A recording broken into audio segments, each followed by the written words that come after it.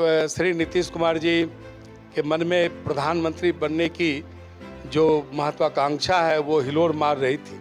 आपकी ही पार्टी है। महाराष्ट्र में जब उस पार्टी ने जोड़ तोड़ का हिसाब किताब लगाया तो वहां पर उसे समर्थन दिया जा रहा है, लेकिन वही खेल जब बिहार में नीतीश कुमार चला रहे हैं तो आखिर उन्हें क्यों नहीं? चाणक्य वाली नीति अमित शाह भी अपनाए, चाणक्य वाली नीति तो नीतीश कुमार ने भी अपनाया, इसमें फिर गलत कहाँ है? तो उन्हें लगा कि यहाँ तो कोई वैकेंसी है नहीं प्रधानमंत्री का, इसलिए उन्होंने ऐसा रास्ता चुना जहाँ जो यूपीए है, जहाँ अलग अलग कई दल हैं भारतीय राष्ट्रीय कांग्रेस के साथ, तो उनके साथ वो जाना ज़्यादा बेहतर समझे। श्री अजीत शर्मा जी ने अपनी प्रतिक्रिया भी देनी प्रारंभ की है कि हमारे नेता श्रीमती सोनिया गांधी हैं और सोनिया गांधी आने वाले दिनों में देश की प्रधानमंत्री बनेगी, क्योंकि जिस जंगल राज के छुटकारे के लिए नीतीश कुमार जी के नेतृत्व में हम सबों ने 2005 में सरकार बनाई और उसका एक अच्छा परिणाम पूरे बिहार के लोगों को महसूस भी हुआ। जो हमारी प्रतिबद्धता थी बिहार के लोगों के साथ, उसका आभास हम सबों ने कराने का काम किया। नमस्कार, मैं आनंद कुमार। तो हमारे साथ बिहार के पूर्व उप मुख्यमंत्री तारकिशोर प्रसाद जी हमारे साथ मौजूद हैं। आने वाले चुनाव को लेकर के तमाम राजनीति किस प्रकार से प्यादा बिछाया जाएगा, किस प्रकार से बिसादे चलेंगी, उन तमाम बातों पर हम जिक्र करेंगे। बहुत बहुत स्वागत है सर आपका हमारे चैनल पर। सबसे पहला सवाल, आखिर इतने जल्दी क्या कुछ हो गया जो दोनों पार्टियां आपस से टूट गई, बिखर गई?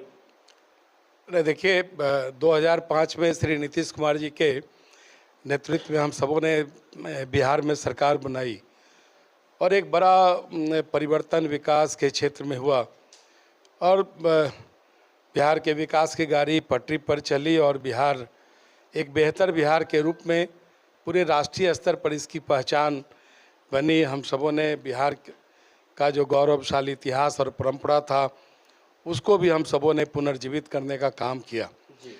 लेकिन श्री नीतीश कुमार जी के मन में प्रधानमंत्री बनने की जो महत्वाकांक्षा है वो हिलोर मार रही थी, लेकिन उन्हें पता था कि भारतीय जनता पार्टी के जो हमारे यशस्वी प्रधानमंत्री श्री नरेंद्र मोदी जी हैं और वो लंबे वक्त तक भारत में प्रधानमंत्री के रूप में नेतृत्व करने वाले हैं, तो उन्हें लगा कि यहाँ तो कोई वैकेंसी है नहीं प्रधानमंत्री का, इसलिए उन्होंने ऐसा रास्ता चुना जहाँ जो यूपीए है, जहाँ अलग अलग कई दल हैं भारतीय राष्ट्रीय कांग्रेस के साथ, तो उनके साथ वो जाना ज़्यादा बेहतर समझे। लेकिन उनको बेहतर ढंग से पता है कि जो जनता दल यूनाइटेड अपने बूते बिहार में कभी अपनी सरकार नहीं बना पाई, तो वो फिर भारत ऐसे देश में प्रधानमंत्री कैसे बना पाएगी, जबकि वो मात्र 1 या 2 राज्यों में ये सिमटी हुई पार्टी है। क्या कांग्रेस कभी इस चीज को स्वीकार कर पाएगी? नीतीश कुमार को स्वीकार कर पाएगी कांग्रेस? जो हमारे विधायक दल के नेता हैं तो उन्होंने श्री अजीत शर्मा जी ने अपनी प्रतिक्रिया भी देनी प्रारंभ की है कि हमारे नेता श्रीमती सोनिया गांधी हैं और सोनिया गांधी आने वाले दिनों में देश की प्रधानमंत्री बनेगी। और देखिए, स्वाभाविक है कि यह जो हम सब एक मुद्दे पर आत्मनिर्भर बिहार के साथ में इससे 2 के मुद्दे पर एक साथ जुड़े थे और बिहार के विकास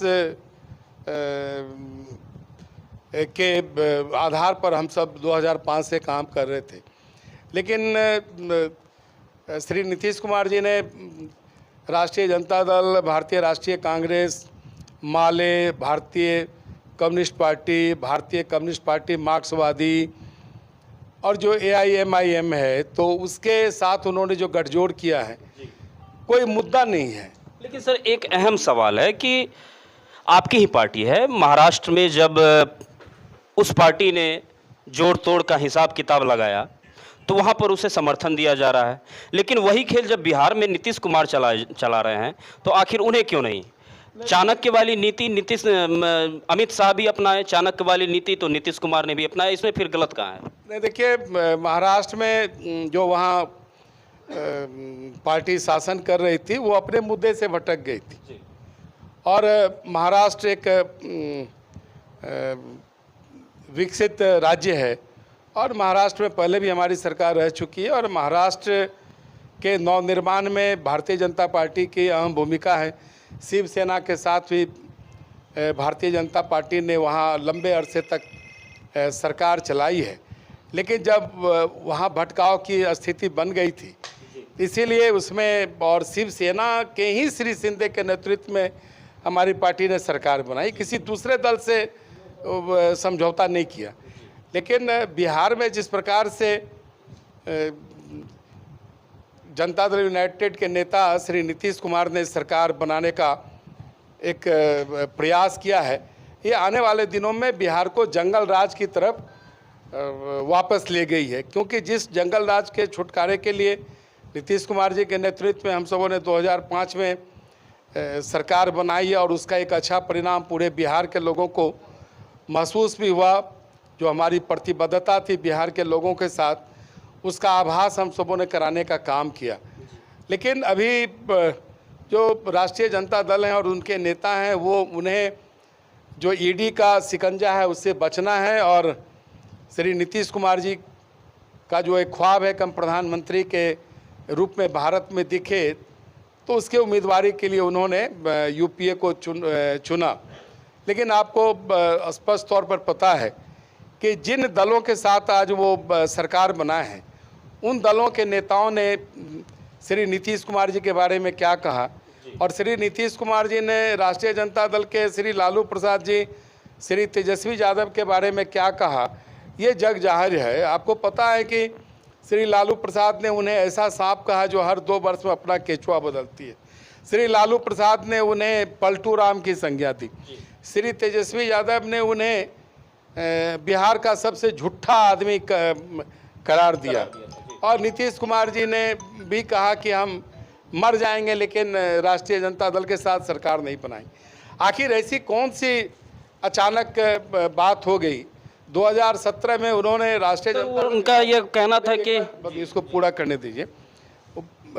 राष्ट्रीय जनता दल के साथ 2017 में जब वो अलग हुए तो उन्होंने भ्रष्टाचार का मुद्दा बनाया, क्योंकि लालू प्रसाद जी का भ्रष्टाचार गेम 2 प्रारंभ हो चुका था और उन्होंने कहा कि राष्ट्रीय जनता दल यूनाइटेड को तोड़ रही है। और ठीक है, ये आरोप उन्होंने इस बार लगाया कि भारतीय जनता पार्टी जनता दल यूनाइटेड को तोड़ रही है। तो आरोप की पंक्तियां, हाँ, और उसकी पंक्तियां वही है लेकिन दल बदल गए हैं। इसलिए इनका अपना जो मंसूबा था उस मंसूबे को पूरा करने के लिए इन्होंने गठबंधन धर्म को तोड़ा है। और आने वाले दिनों में हम बिहार के जिस मुद्दे को लेकर अपनी सरकार बनाए थे उन मुद्दों को लेकर हम सड़क से सदन तक हम इन मुद्दों को लेकर जाएंगे। आने वाले दिनों में हम इन सारे मुद्दों पर बिहार की जनता के पास जाएंगे। और अब तो लगता है कि यह जो बैताल रूपी नीतीश कुमार जी भारतीय जनता पार्टी के सर पर कभी चढ़ते थे उतरते थे, ये अस्थायी तौर पर अब उतर चुके हैं। भारतीय जनता पार्टी को बिहार के आवाम पर भरोसा है, बिहार के लोगों की हम सब ने सेवा की है, बिहार को यशस्वी बिहार बनाने में हम सबों ने मेहनत किया है, बिहार विकास के क्षेत्र में हम सबों ने बिहार को एक यशस्वी भूमिका में लाने का काम किया है। सर, एक अहम सवाल